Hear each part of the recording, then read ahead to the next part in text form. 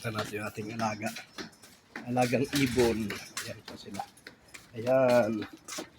Ito yung alaga ko dito. Ibangan. Ayan po. Ayan. Ayan. Ito magandang lahi. Ayan. Yun, dalawa ko lang maganda. Pasok natin. Ayan. Ito po. Ayan, maganda yung lahi niya dito. Ayan. Ayan. So, yun.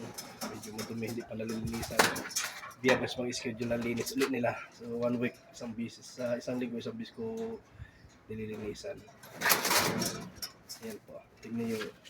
Ito, medyo maganda yung lahi niya. So, binibreed ko sila ngayon.